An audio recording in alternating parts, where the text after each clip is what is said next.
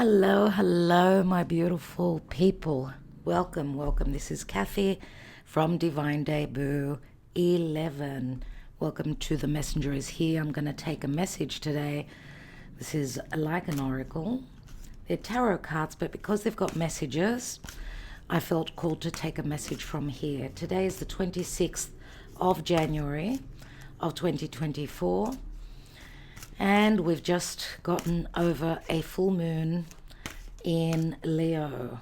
So on the axis, Leo Aquarius, as the sun is transiting through Aquarius. Happy birthday if you're celebrating your birthday today. And it's Friday, it's the day of Venus.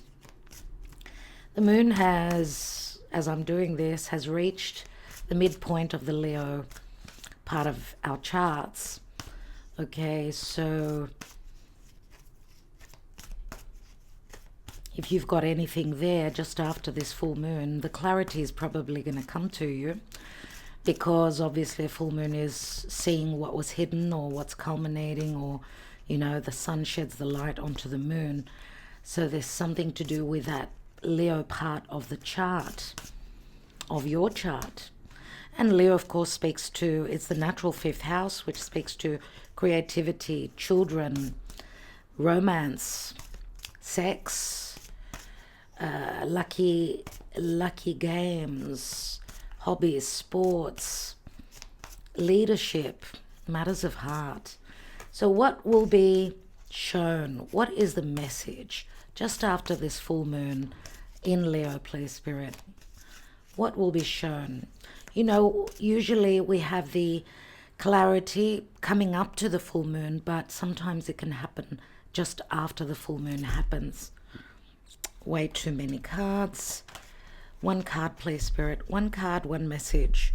One message for today, for the energies. We're reading the energies, okay? All right.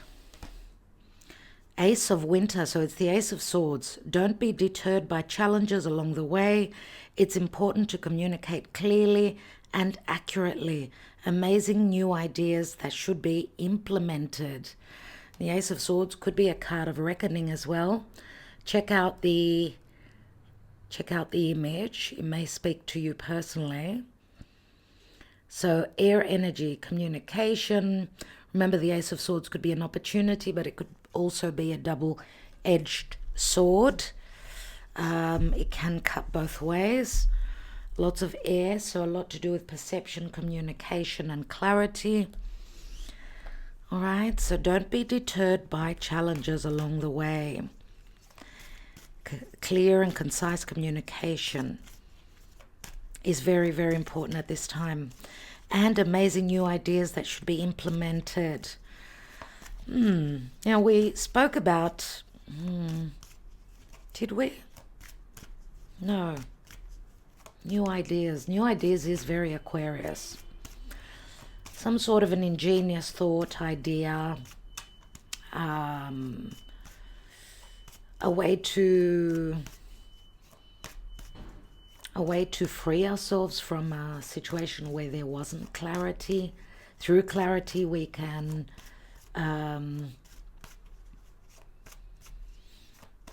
move forward if we've been stuck. Let's see what the energies are today.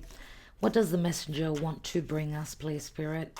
Remember, be careful with the way you do communicate, though, because, you know, if you've been holding back and you've been frustrated, holding back on what it is that you want to truly and clearly communicate, obviously there hasn't been clear communication, right? And that's why I feel like there's like a rumbling, like a, you know, a forceful energy, because Mars and Mercury are in a T-square to the north and south nodes. So we have to look, you know, Mars is very active and could be very much of a challenge, very forceful and could be very strategic. I'm going to say strategic talk instead of blurting things out. If you can let off some steam pertaining to what it is, your sensitivities, your internal emotional self, you know, because they're in Capricorn, opposite is Cancer, which is ruled by the moon. if you can let off some steam a bit at a time, and not sort of blurt everything out, because, you know, Mars, it's not only the North Node that Mars and Mercury are squaring to, they're also squaring over to Chiron. That's the wound, that's the wounding. All right, so remember that if you're not able to let off some steam and you're, you know, you're starting to, instead of let the energy go outwards and let off some steam slowly and a bit at a time, it's like the energy is being turned inwards. So you're becoming even more stressed out and even more possibly angry and frustrated. And, you know, when we cannot let off that steam, whether it's through communication, whether it's through sharing, okay, with other people, or even exercising. Sometimes, you know, when we're feeling really frustrated and angry, or even just really flat, it's a good time to do some exercise. Try not to overdo it, and let off some of that steam. I feel the frustration, because if we do not do that, we can either end up blowing our lids, our tops, and causing havoc, because remember, the full moon could be very dramatic in Leo. But also, if not, then it can wound us emotionally, mentally, physically. Okay? So this is what we need to look at this time. Yeah, Ace of Swords does remind me of surgery as well. Someone might be having surgery out there. Chiron does speak to surgery. Chiron, Chiron in Greek, means chirurgio, which does mean surgery. Someone may not be able to have their surgery at this time because of high blood pressure. I don't know, I get the goosebumps as I say that. Make sure that you're trying to communicate clearly. New ideas will help if you implement them, okay? Ingenious thoughts, intelligent thoughts. So let's see what's going on. What does the messenger bring us today? Let's just look at the general energies first of all. We have the Four of Pentacles. Someone is holding back. Is it their money? Is it their emotions? Pentacles do speak to practical matters, holding back on practical matters relative to their home, their personal life, their finances. Someone being stingy with their truths. We do have the Strength card. Here is Leo, and Leo is all about confidence. This is the miser, the stingy card, holding back. This also speaks to patience, but I don't know, I'm seeing the lion growling, roaring, and I get a sense of frustration and anger. Something needs to give here. The Strength card. This is us possibly not being able to hold back at this time, whether it's our desires, our passion, what we're creating, anything to do with our children, in love matters, anything to do with positions of leadership, needing to be the responsible one, take leadership, take ownership for something. Some of you could be dealing with a Leo, or you are a Leo. We've got the Two of Wands. So there's like a portal that's opening, and an opportunity that will be given to make a choice. Remember, the Two of Wands is like we're ready to spread our wings and fly. Two of Wands again speaks to choices, possible dilemmas. Let's see what's going on. We have the Six of Cups, anything to do with nostalgia, children, innocence, but also a soulmate connection. We do see a baby here, a child, which speaks to an opportunity for something that's being birthed. Remember that Leo is the child that wants to play, wants to flirt, wants to go out and have fun, wants to take risks, wants to take a gamble, a risk.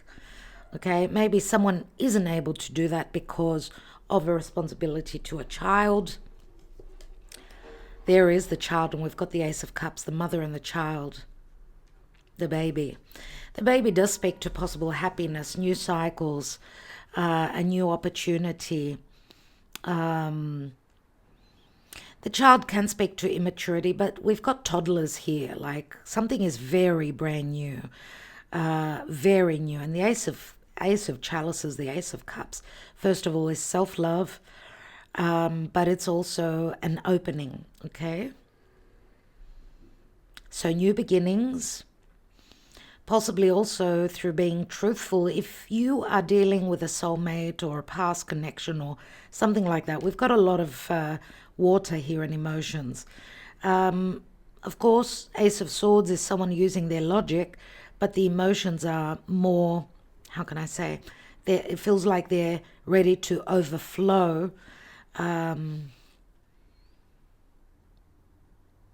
Remember, the moon passes through Cancer. Cancer, which is its home sign, it's got to do with the crab. The crab puts on a brave front. Obviously, he holds that hard shell on the outside, but on the inside is very sensitive. But it can also speak to matters pertaining to a mother and a child, someone's upbringing, someone's past, connected to their emotional life, their private life as well, their family life. I don't know, I'm getting here, as I was saying, Cancer moon, right? The moon has left Cancer and entered the first degrees of Leo so that we could have that full moon. So a lot of sensitivity, emotions. What I'm getting here, believe it or not, it's the first time I'm getting this with this card, is that the mother here is like Gaia for me. Whoever takes on the color or the energy of Mother Gaia for you, someone that's nurturing, motherly, could be material matters, practical matters. Remember, Gaia is resourceful, she gives. And it brings up Taurus for me a lot. So it could be resources pertaining to monies or what you have in the bank, anything to do with property, anything to do with food, farming, anything that gives you the resources or the sustenance. I see like Mother Gaia ready to nurture, to feed her child, which is like, I feel that we are the child here.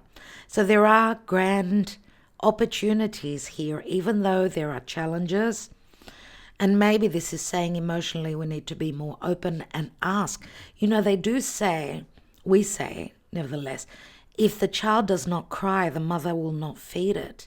So if you are holding back on your desires, what you need, what you love, what you've been buckled up and you've zipped up your mouth about, I feel that you need to let off some steam. You need to start communicating more clearly, because the mother does not know that the child even needs cleaning, a nappy change. If the child does not cry, the mother does not know. So I'm wondering if there are things that we've held ourselves back from communicating clearly to help bring happiness to that inner child, because we all are little children in actual fact. Our body may grow, we may mature. Emotionally, we've always got that inner child, that little child within us that really needs the nurturing, if not from the mother, if not from your boss, if not from your friends, whatever it is. I'm going to say, for crying out loud, just say it. Just say it and just do it. Very Leo. And Leo can be very fixed fire, holding back on desires, right? There's the Tower. Oh, wow. Oh, wow. This is incredible.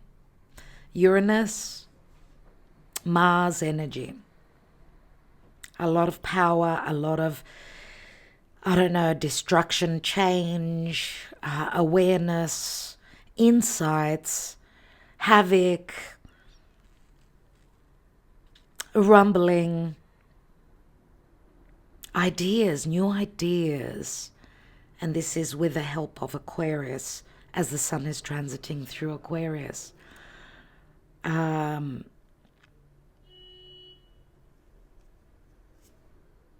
We've got the Death card. Interesting. We've got the Eight of Wands.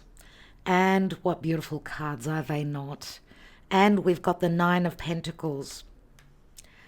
The Nine of Pentacles. You know, Leo is the individual, and so is the Nine of Pentacles, even though it's a Virgo card. Remember, Virgo and Leo sit next to each other in the zodiac. So, needing to stand strong and independent and let die what needs to go. Okay, Eight of Wands is change. It's movement. It's lots of love messages. It's a lot of passion and desire. We see Cupid here. We see Eros, the god Eros. And oh my goodness, Eros, I hope you're well where you are. Little Cupid is here, which is also a child, is it not? Remember, this is, oh my God, this is the love child of Venus and Mars.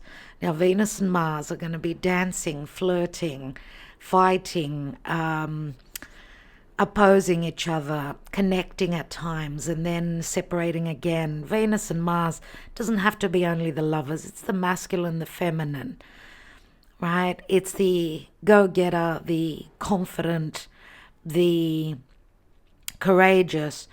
That's Mars' words. And then Aphrodite, Venus, being peace, love, nurturing, being motherly, being that yin, nurturing energy, compassionate, sexy.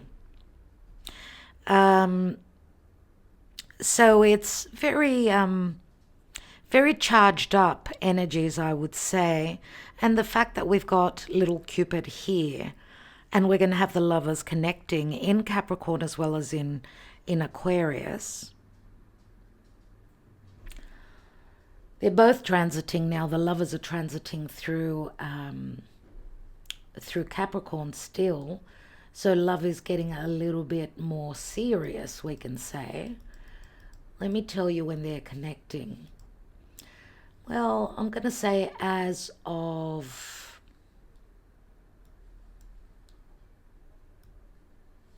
Let's look at the chart here.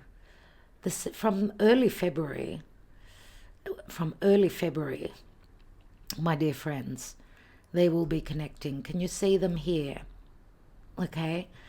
And they're going to be joining with Pluto. So join us on Patreon. We'll be talking about this a lot, as Mercury also. If you're Mercury ruled, coming up to the new moon in Aquarius around the 9th, 10th of January, if you're Mercury ruled, Mercury will be stepping on Pluto as he steps into Aquarius early February. So the saga starts from early February, coming up to Valentine's Day. We could say that the lovers are still connecting here, but then Mars conjoins with Pluto, very important, around Valentine's, just before that. And Venus is also going to step into, look at this, we're going to have a triple conjunction as Venus, Mars and Pluto will be connecting. So Valentine's and around that time will be a very, very important time. We'll be analyzing this a lot more on Patreon, so do join us, tier 3 if you're interested. But I see here I get a little bit of ego and independence, but I also get a freeing energy from the Nine of Pentacles after a death. Remember Pluto at that 0 degree of Aquarius. Aquarius is that ingenious thought. It's detaching, it's logic, it's freedom, it's the maverick, it's communication, it's the internet. I mean, Eight of Wands does speak to lots of possible messages, unexpected messages. That does bring a sense of abundance. The Nine of Pentacles does speak to abundance, right? What's missing is the Ace of Pentacles here. And we've got an Ace of Swords, an Ace of Cups. New beginnings, but something needs to break down. Now, collectively, when Mars and Venus connect on the world stage, especially with Pluto, important happenings around the wars, Ukraine, Russia, and then also the Middle East. And again, we'll be talking about that more. But, you know, Mars is like war and Venus is peace. And when they're coming together and then separating and coming together, they'll be transitioning, moving towards, you know, towards their connection in Aquarius, when they're going to be precise around the 20th, as they're going to kiss, conjunct, and start a brand new cycle. So around the 22nd of the month of February. So let's look at that just for a moment. Oh, okay. Let's go to the 22nd. There we are. It's the 7th degree of Aquarius. So for the fixed signs, very, very important. Fixed signs, Aquarius, Leo, Taurus, and Scorpio. And here is this conjunction, 22nd of February in the Pisces season. Okay, so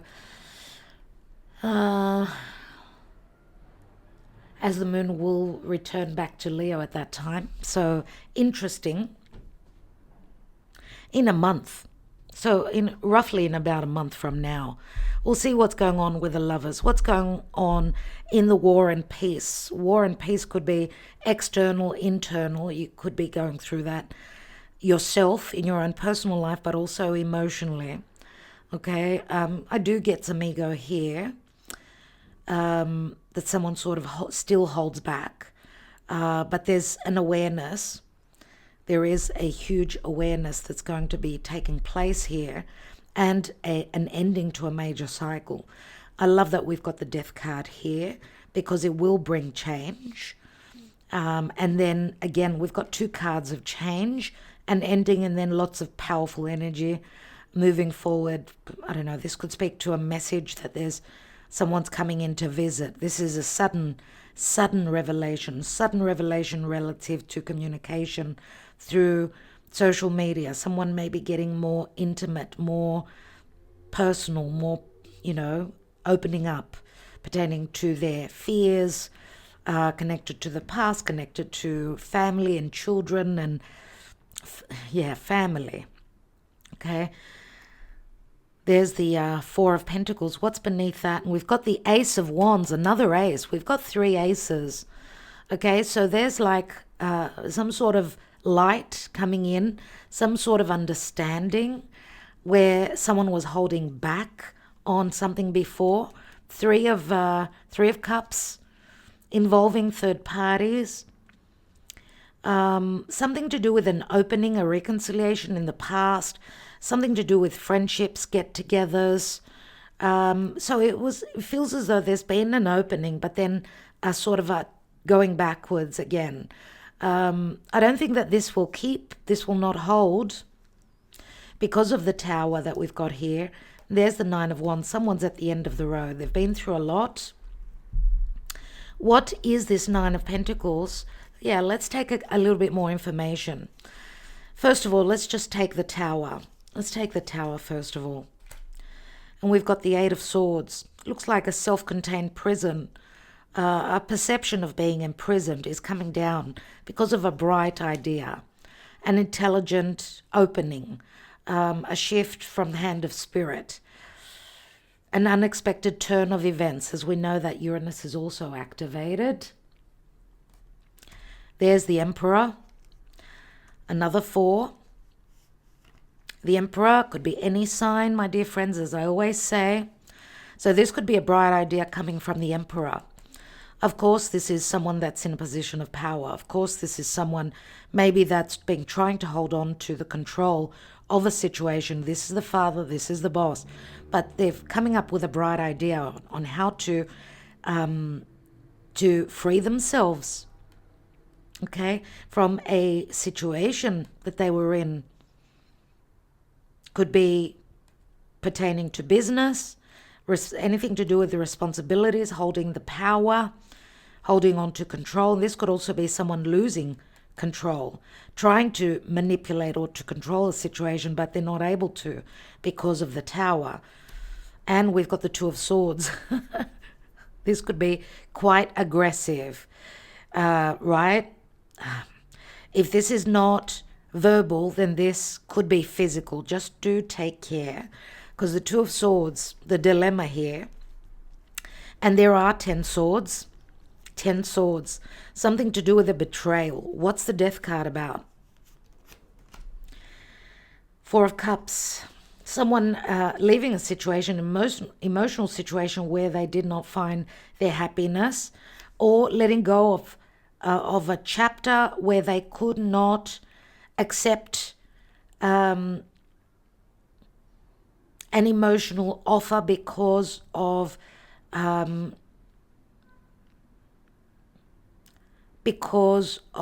some responsibilities. There is the Star. So we've got the Star, and we've got, wow, Pluto in Aquarius. Wow, let's take that. I want to look at the Eight of Wands, what that is about. Yeah, messages that bring on some sort of good news, a new practical solution, a new stable beginning. There's something that's being looked at here with it's like an offering here through messages. Okay, there's a lot of passion, a lot of desire, and some sort of offering, which could be something that you'll be looking at moving forward and into the future. Remember, pages are messengers, but they're also students. This can involve a child as well. What is that Ace of Cups? We've got the Three of Pentacles. This is an offering, someone wanting to collaborate. Yes, this can connect to work. Three of Pentacles can speak to a love triangle. We do see the three angels. They're not angels.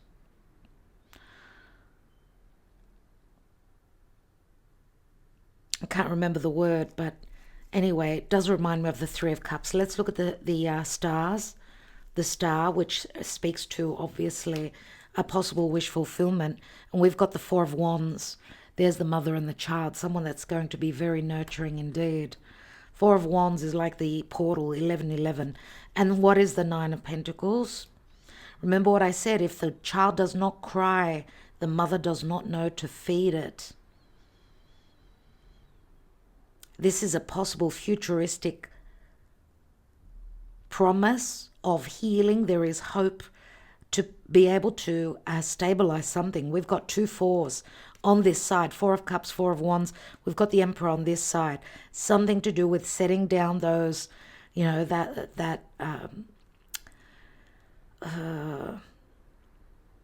setting down those roots, stabilizing something, something that's going to grow, something that's promised to bring us stability. Is it a relationship? Is it a job? Is it anything to do with property? Something that you're creating, building. What's that Nine of Pentacles? We've got the Wheel of Fortune, and Jupiter is activated and connecting with Venus at this time. So expect some good news today. Today, tomorrow, up until Tuesday, I'm going to say, so till the end of January. Expect some good news, some clarity, some karma, some dharma, some endings, some completions, and new beginnings. Nines are endings, and this is a 10. What does the wheel, the divine timing, bring us? It brings us judgment, a moment of crisis, but also a resurrection. My God. My God. Archangel Michael is here saying it's time for that resurrection. It's time to begin again. Something is going to be resurrected here. through a moment of crisis, which is Pluto. This could be a relationship, could be a partnership. Now, it's interesting, we don't see the Empress here, we see the Emperor, but what we do see is someone that's very motherly, okay? She does look like Mother Mary and Jesus here. What a beautiful icon.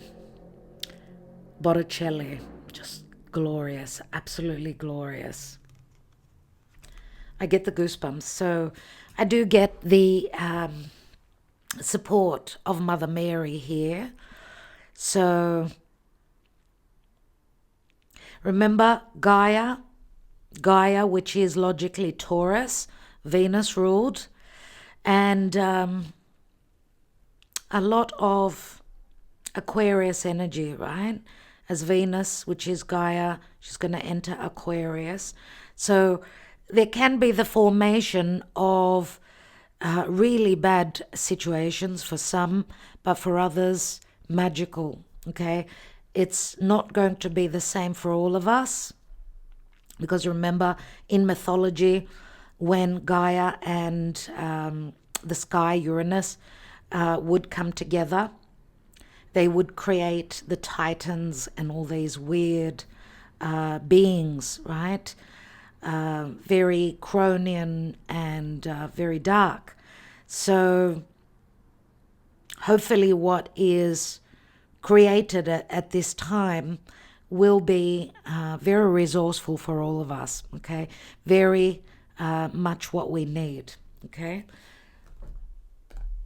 Let's see what the mythic oracle holds today from the gods. This is the mythic oracle of the ancient Greek pantheon. If you are wondering, let's see what the gods communicate, advise, just after this full moon in Leo.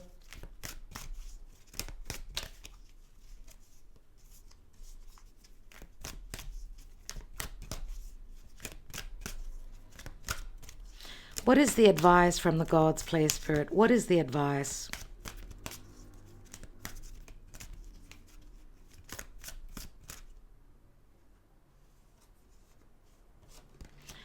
And we have Aphrodite and love, my dear friends. Just gorgeous. Just gorgeous. Here she is. Aphrodite. Number 28. Let's see what this is about. So love is very, very important at this time. And I just opened up on the page Eros, number 31. Eros is Eros is with us energetically. Okay, there's two Aphrodite cards. One is called Beauty, which is a 29. This is the 28, which is called Love. Zeus, the king of gods and man, came into power by killing and overthrowing his father Kronos, where he castrated, throwing his genitals into the sea. From where they fell, a white foam arose, and Aphrodite rose, fully grown and beautiful from within it. Aphrodite, like Eros, has a dual birth myth. Another story places Aphrodite as the daughter of Zeus and Dione. The goddess of love and beauty, Aphrodite represents the nature of romantic love and beauty born from both the ethereal and physical realms. So you see, the ethereal is, my dear friends, it's Uranus, and the physical is Gaia. The myth of her birth expresses the divine nature of the erotic and the complexity of its connection to romantic love. Aphrodite was known to have many lovers and explored the realms of love and the erotic in great depth. Obviously, with Mars, which does speak to passion, Mars is like Eros, even though it is Aries.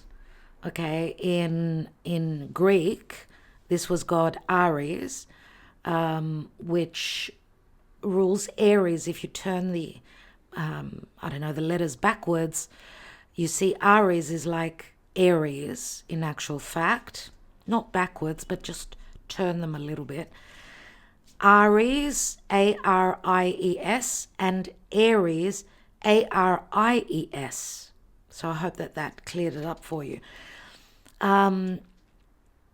Yes, he's more the he is the masculine, and Venus, Aphrodite, is the feminine.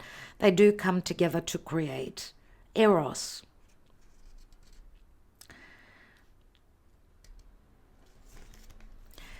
The message, if you've drawn this card today, then there may be a magnetic energy growing around you. To connect to Aphrodite is to connect to the powerful forces that propel us forward in love.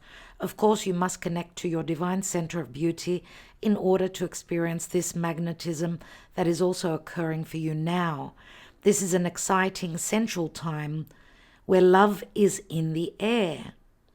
Whether you are in a relationship or not, this is the time to let go of petty insecurities, past hurts, and any old tired habits or patterns that have kept you on a romantic merry-go-round. This is a time to reconnect to spontaneity, imagination, adventure, and fun, and the limit of this fun, excitement, romance, and sensuality is only restricted by your own imagination and ability to let go and break free from your fears of intimacy. Is there a fear of intimacy? Could be emotional or physical, pertaining to this Emperor here. This is truly the most erotic act, as every tiny breakthrough is felt as a rush of both terror, liberation, and excitement. This is a time of romantic adventure, so let go, have fun, be brave, open up, take emotional risks, and take the initiative. This is the advice. So much resonates with this full moon, does it not? I absolutely love that, my dear friends. And there will be opportunities for many of you pertaining to the energy that the gods are advising of Aphrodite. Okay, so Aphrodite and Venus, she does rule Taurus and Libra. So I'm wondering if you're not dealing with any of those signs. But also Aphrodite right now is in Capricorn.